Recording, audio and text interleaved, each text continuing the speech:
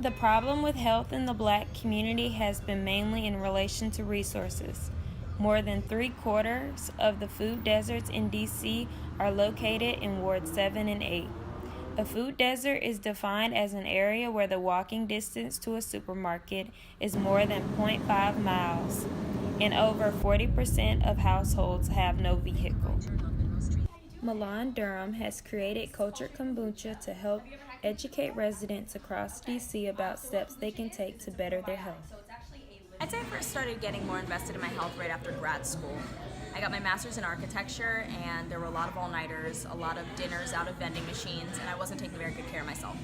I was a little bit older in grad school than in undergrad, of course, and you start to realize you don't bounce back the same way that you used to, and I think it's a lot easier to start taking care of your health then, or start realizing that you have to, because your body starts to feel it more. I love to educate people about health and wellness. Anytime I do a pop-up or event, I prefer to do ones where I can actually talk with people, because you find that they have a lot of questions and they haven't had anybody to ask them to. So I'm a vendor at an event, somebody goes, they're interested, maybe it's a yoga event, maybe it's a wellness event, maybe it's a party, I've done some parties, and people say, okay, what is kombucha? I've heard of this all over the place, I've never really thought to ask what it was, and then I can tell people about it.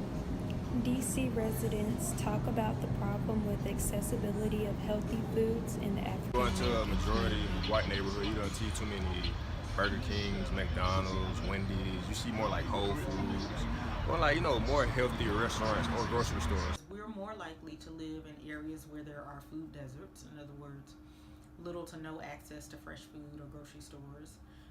We're also more likely to work in jobs that are very restrictive on our time, so kind of time to exercise and engage in the amount of exercise that experts suggest one should have becomes a little bit more limited. Milan Durham offers a solution for this problem. I asked her what she was doing to how she felt kombucha was helping people in underdeserved communities, and she said that she felt like it really kind of makes you aware, okay, what's in my drinks, what's in my food, and really makes you look within your community to say, oh, well, we do have resources, even though there are a lack of resources, sometimes it's a lack of information. I'd say people who are in communities that don't have a lot of access to fresh or healthy foods have a number of resources around them usually. They're not always the easiest to find, or you might not know that they exist, but there are a lot of community gardens. Sometimes churches have them, sometimes elementary schools, and that's free. You might be able to pay a little bit of a membership, and you can help keep up the garden, and you can get your produce from there for free as well.